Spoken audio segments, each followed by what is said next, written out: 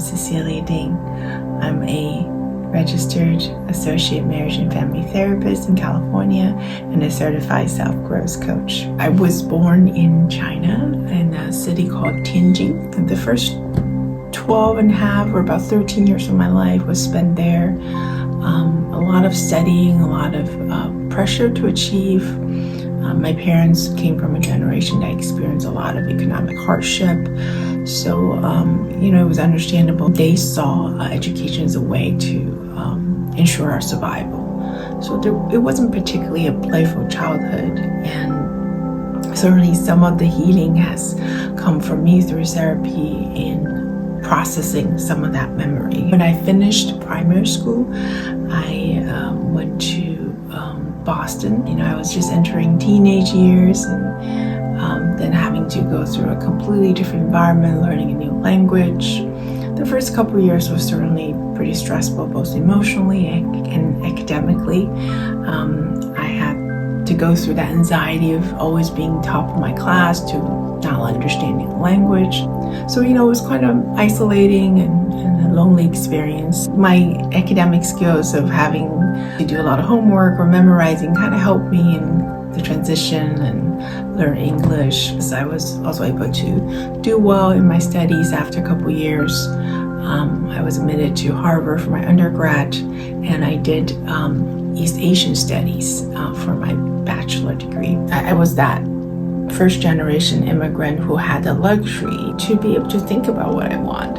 But at the same time, I was never trained in that, I was never nurtured in that. My parents certainly never had talked about it. After graduating from Harvard, I was still not much clearer about what I want to do. So I went into finance and did some investor relation management for companies that want to go IPO, either in Hong Kong or the New York Stock Exchange.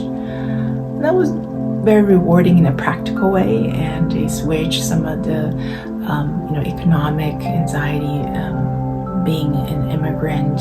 And after that, in my early 30s, it was the first time I began to really feel this void and not really connected with what I do.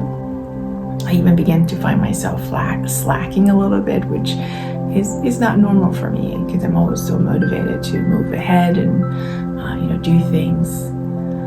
But that was, also a blessing, and I learned to see these sort of forks or bumps in the road as a growth opportunity.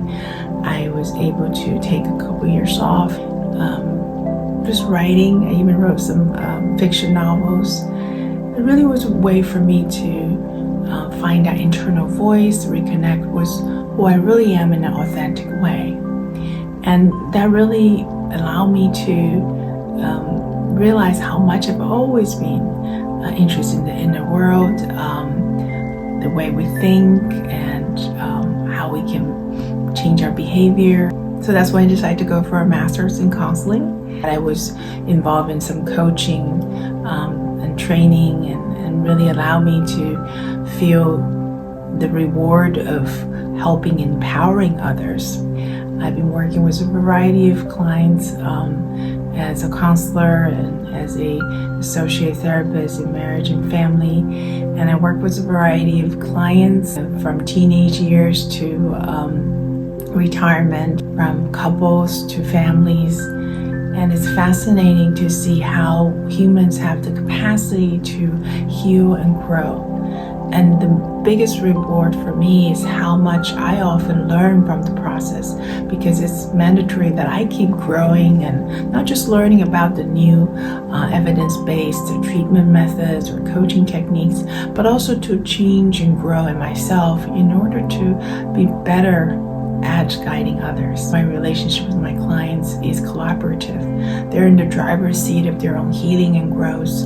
I'm the one there to help facilitate with some professional techniques and theories. But ultimately, clients are the ones who empower themselves. I'm Cecilia Ding, a registered associate marriage and family therapist in California and a certified self-growth coach.